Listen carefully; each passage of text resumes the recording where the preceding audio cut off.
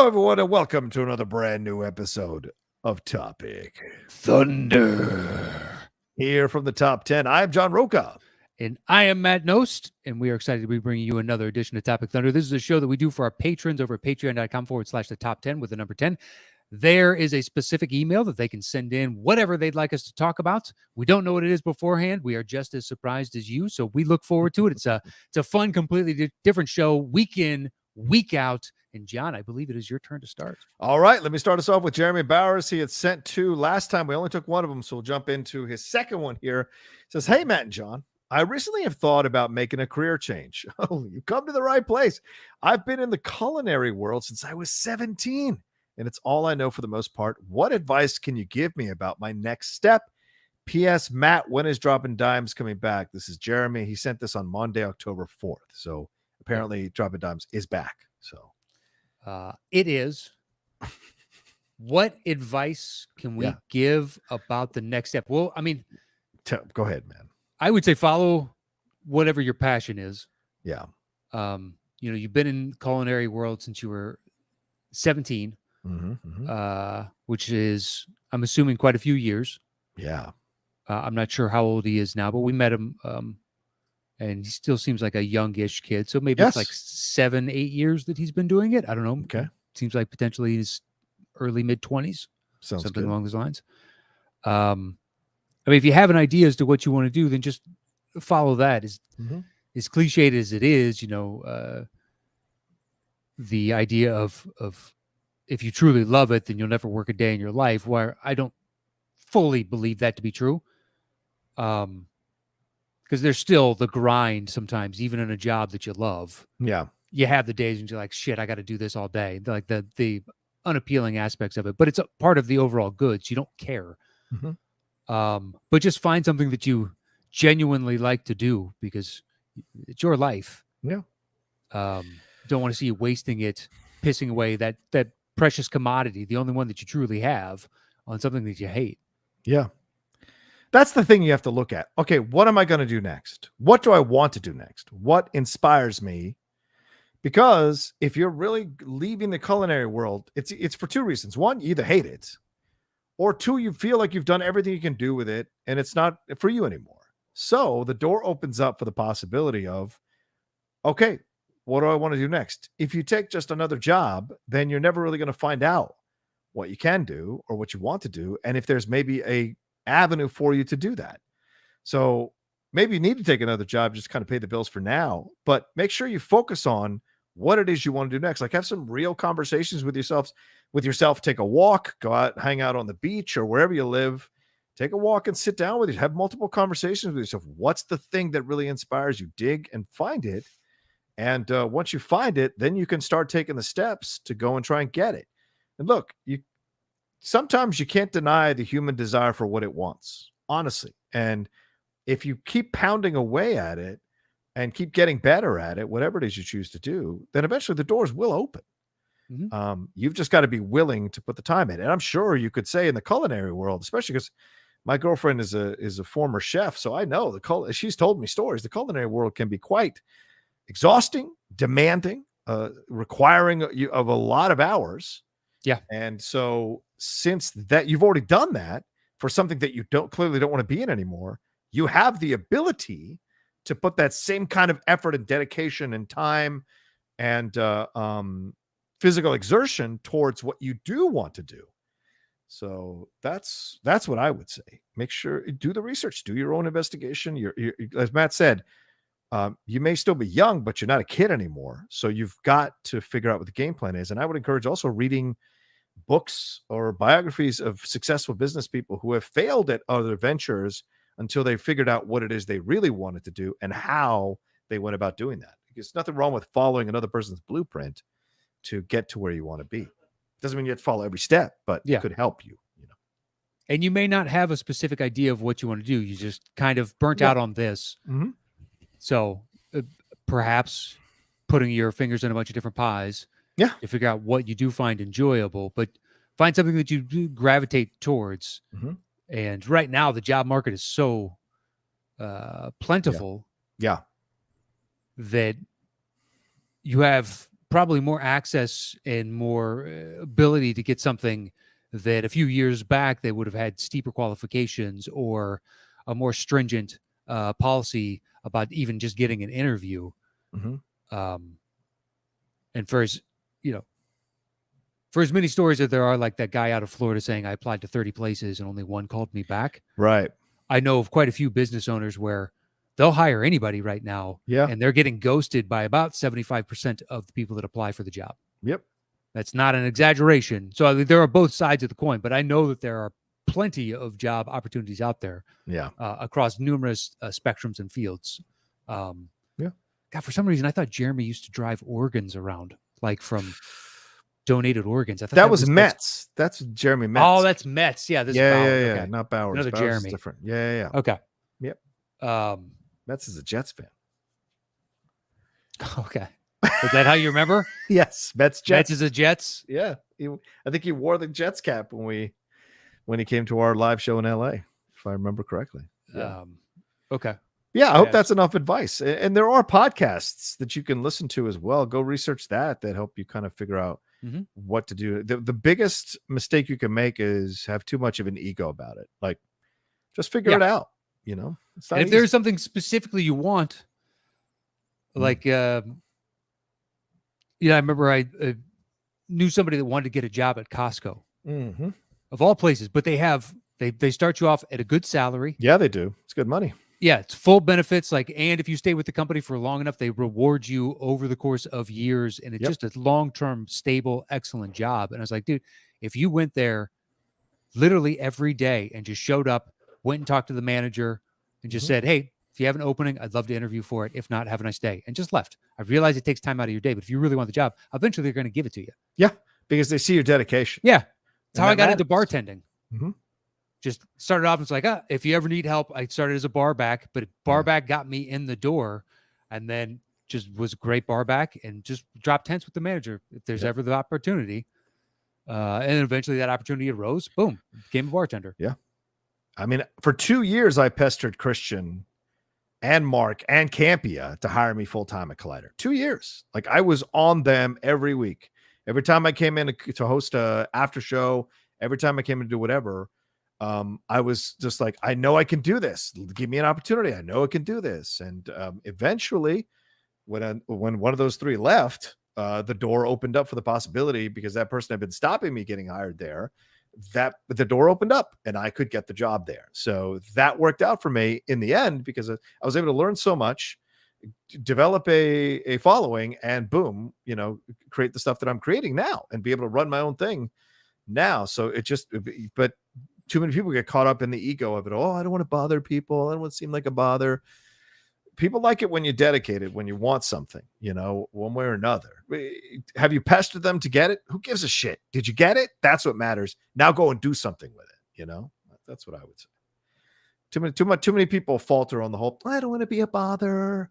Well, you do that, you're not going to fucking make it. You're not going to fucking make it. I'm saying to break to you. You're not going to fucking make it if you could think all the time that you're a bother. I don't think you have to be an aggressive asshole, but there's a happy medium you have to find for yourself. It's my opinion, not Matt's. Yeah. I don't know. Yeah, you and I are different, bro. You and I are different. Yeah.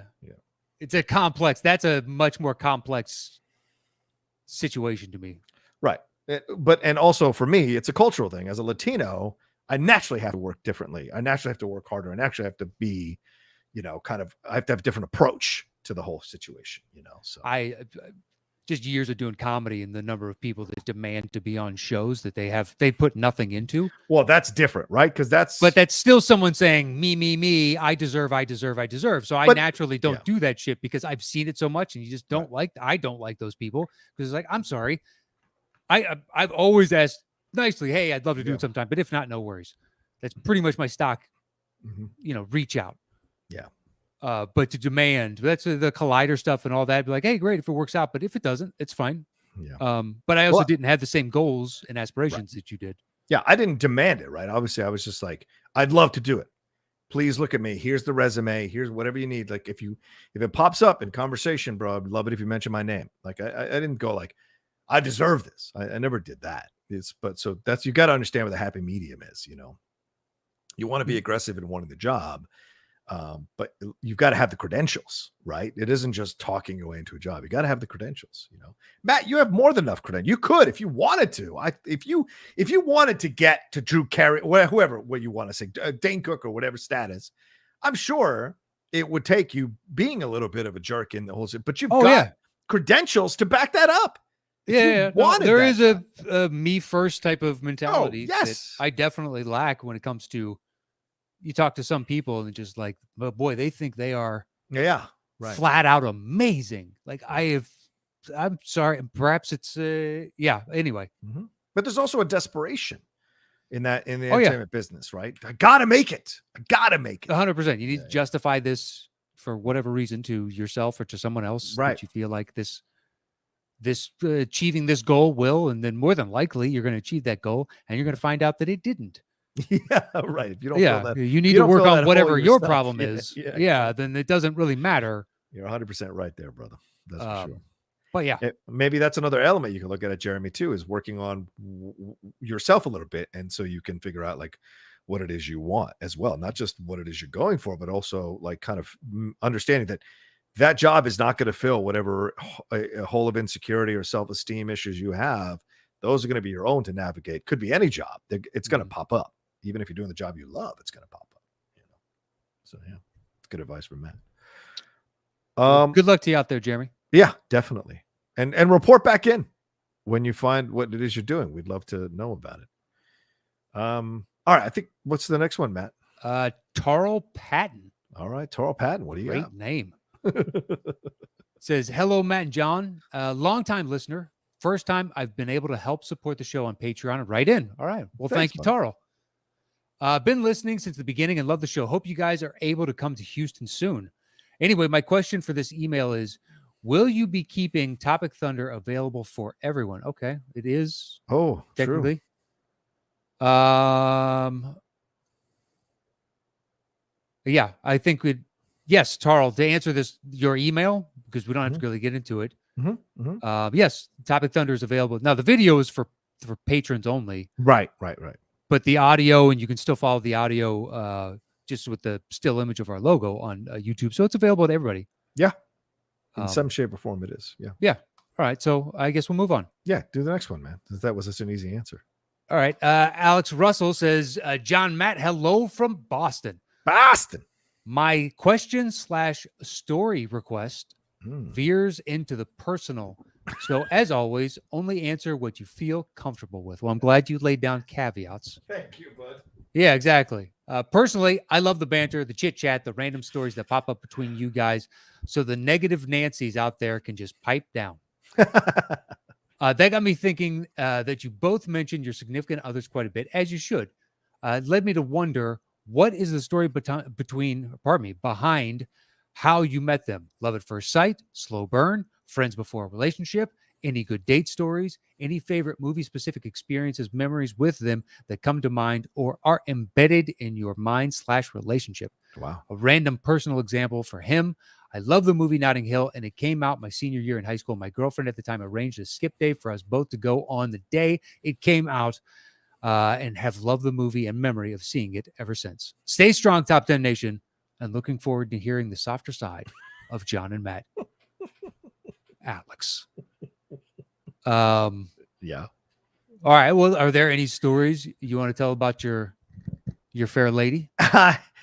It's dangerous. There are certain stories that can't be told in a public way, but yeah, I mean, I was, I think people have heard this before, but that last relationship was pretty damaging to me. It took me a while to recover from it. I think it was an element of my suicide attempt in 2016. And so I had to take some time, and I wasn't sure, like I did all that therapy and coming out of it, and I got onto Bumble and all Tinder and all that shit. And it was just starting to look like it was going to go down the hole again of like, just, I'm not going to find anybody. It's totally fine. I'm coming to terms with it. I'm just going to be the best thing I can be for myself and see what the world brings. And then I was on Bumble and just saw a couple of pictures of Lindley and just sent a message. And then she responded back. And from there, we had a really great conversation around July 4th holiday. She was preparing stuff for a July 4th event, and we were just talking. And she was, because I was into the the cooking channel at the time, the Food Network.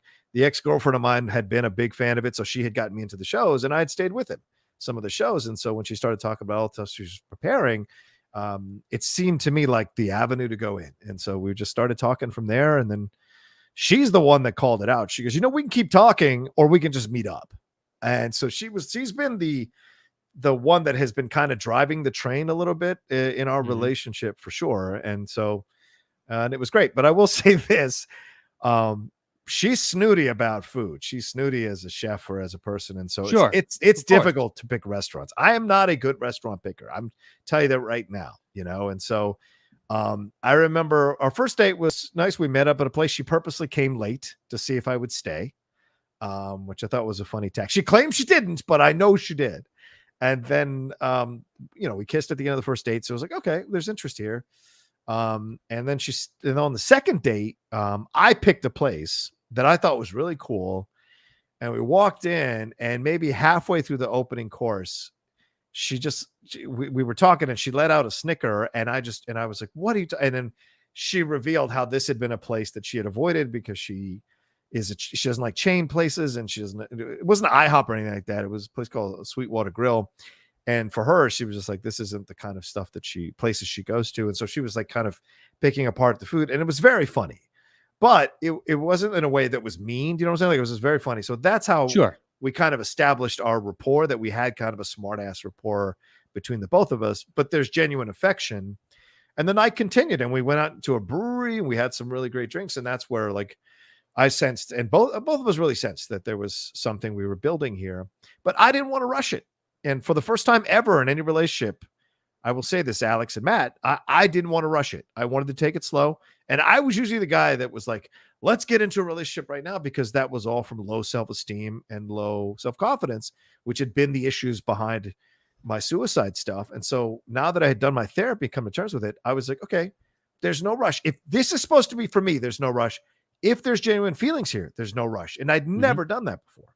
And so we kind of took our time. She was ready to go, but I had to take a little bit of time to kind of feel what I wanted to feel, see if it was there, really believe it. I didn't want to commit to it till I was ready. And we did. And I had a great time during the process. We had a wonderful time in El Segundo, wonderful time when we could hang out at my place. And then eventually we lived together in Beverly Hills, and now in San Diego. So to me, it just kind of worked out in a way, but she's always picked the restaurants. I can't do that shit. I'm terrible at it. I'll pay, you pick it. That's even our anniversary, dude. I'm like, you pick the place, I'll pay. I agree with her. If you're picking chain restaurants, I'm just no good at it. I'm just no good at it, man. Just like the Ellis palette of Mark Ellis. Yeah. Oh, dude, it's chain or nothing. Because I understand what he's saying. It's like the consistency. I know exactly what I'm gonna get, but I don't know, just bland, generic. One of my favorite parts about the Office Space is Flingers, because that is a stand-in for Fridays, 5 different exactly TGI Fridays, but it's like 5 places: Red Robin, Applebee's, Chili's, exactly. They're all the same. So it's like, yes, I know what I'm getting, but you know what you're getting. So if Chili's rolls out a new chicken sandwich and it's successful, then Applebee's is going to have their version, and then whatever else. It's like they all follow the same trend, so there's no uniqueness about it. Is the food good? Yeah, usually, but it's nothing unique or interesting. No, you're not wrong. Yeah. But it's, I like Chili's. Surprisingly, their fajitas, I've always been a big fan. Yeah. I like their fajitas too. It's good fajitas. I can never take her there. Like the most she ever gives me is IHOP every once in a while. I love IHOP. I can't do that. Oh, yeah. I love it. Fucking Harvest Grain Out pancakes. Incredible. Yeah. As much as I love Chili's fajitas, there's 3 Mexican restaurants that are mom and popped by my house that have fajitas that are also excellent. Yeah. Agreed. So might as well go to the mom and pop, because at least it goes to them. It's staying. I try and do that. I try and eat local as much as I possibly can. That's fair. That's totally fair. Yeah. What about you? You can tell me. You tell your story with Catherine. I mean, we were friends for a long time. Mm-hmm. When we met, I wanted nothing more than to date her. she was a fun, hot number when she was younger. Not saying she's not now, but she's like this fun, hot girl. And I was fat, depressed, alcoholic. It's like I had every red flag, and she wanted no part of it. She was happy to be friends with me. And I totally, at the time I knew I wasn't a catch. Right. Did you reveal though that you were interested? Oh yeah, 100%. She knew. Wow. Well, eventually it got to the point where it was like after 6 months, I was trying actively and just like, this is not going to happen. So I walked away, and then I was like, I told her flat out, I was like, I can't do this anymore. Yeah.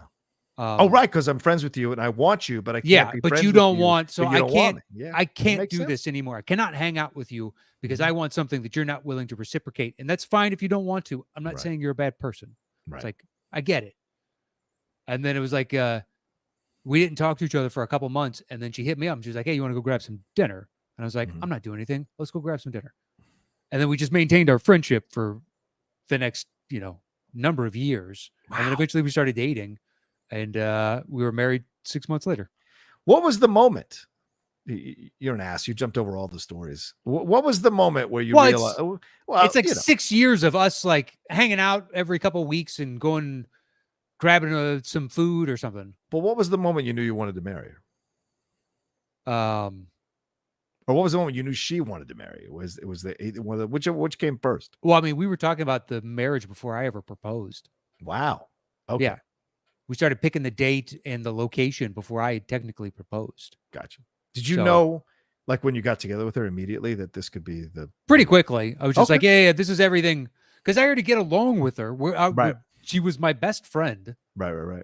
I'll never forget. I was hanging out with one of my other, best friends, and we were talking, and I was like, oh, they were asking me what I was doing for, Thanksgiving. Mm-hmm. And I was like, oh, I'm going to hang out with my best friend and her family. And he was like, her family? Whoa.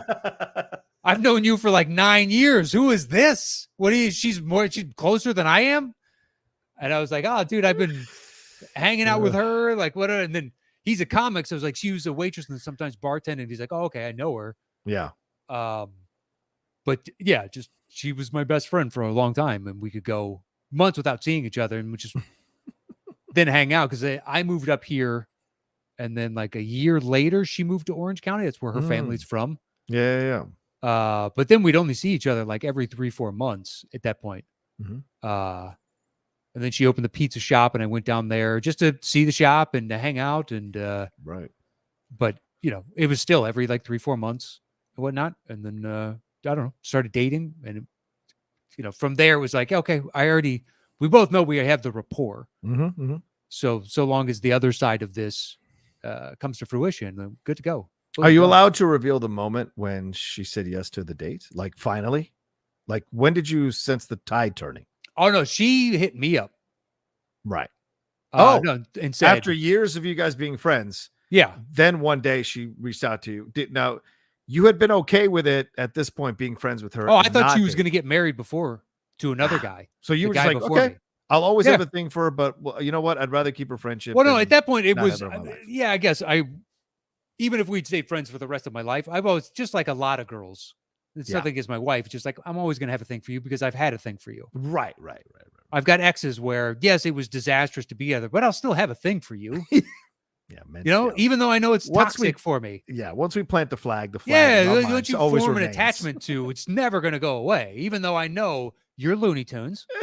This is true. It's 100%. It's just like it's not specifically, but she just had been doing a lot of self-reflection, I guess, and text me and was like, "Hey, here's where I'm at, and this has been my thought process for a while, and I think after all these years, I'm kind of slow on the burn here, but I'd like to give this a shot." Wow. And I was out of town, and I was like, well, I'm back. I'm back in 2 weeks. She knew I was out of town. I get a ticket tonight. I'll be right back. Well, it was right around Christmas, and I was gone visiting my family afterwards. Right on. But I had,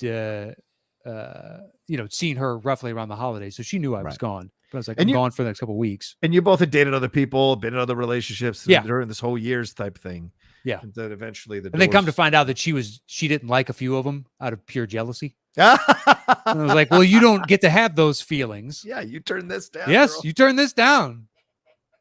I'm sorry. But yeah, the guy that she was dating before, I thought she was going to marry, and I was totally, Wow. I was never shitty to him or anything like that. Mhm. I was always nice to him because he was, to me, he was a nice guy. It turned out that the two of them together was not Yeah. good. Toxic situation. Yeah. Yeah. Happens. But afterwards, they broke up, and I don't know how many months later we started dating, and he messaged me, and he's like, you know what? I'm glad it's you. Wow. And I That's was very like, magnanimous of him. yeah, I was like, oh, well, thanks, man. I hope you're doing well. But I was never shitty to him. I was Yeah, always yeah. supportive, and I've tried to, like, there's no chance for us. That's fine. Yeah. I wish you well. I hope you have a good life. I want you. I care about you. Right. It's why we've been friends for so long. I care about all my friends. Well, and that's the thing you learn, right? I mean, I didn't learn that until I went through the therapy, is that like, if you care for somebody, you want what's best for them, and what's Mhm. best for them might not be you. Yeah, And 100%. and that's the hardest for me, at least the way I was raised, the emotional intelligence that I was kind of raised with. It was me or nobody, and it was not a. Now I realize, obviously, years later, it really wasn't a very healthy way to be. And when Mhm. I learned to become friends with my ex-girlfriends, that's when things kind of really changed for me. And you understand, like, hey, it's all right. You know what? Because they're clearly not the right person for you. And so that's what you have to come to terms with. But I think too much of our ego gets involved. And I'm not judging anybody, because certainly I had Mhm. that issue. Too much of your ego gets involved in those situations. And so if anybody young is listening, this is yeah. the thing you have to understand. You have to understand that if you really care for the person and you want to be with them, but they don't want to be with you, or it's not the right time, or you guys aren't the right mix, it's too toxic, you're fighting all the time, it's not the right situation. And you got to do what's best for them, which is to get out of the situation. And if they move on, if they get out of the situation because they want to do what's best for them, yeah, it'll hurt and it'll suck and you'll cry and all that shit. But if you really care for them, you Mhm. want them to go be happy with someone they can be happy with 100%. Yeah. It's not easy to do. Plus, there are added benefits too. I had numerous exes over the years that we stayed on good terms. Yeah.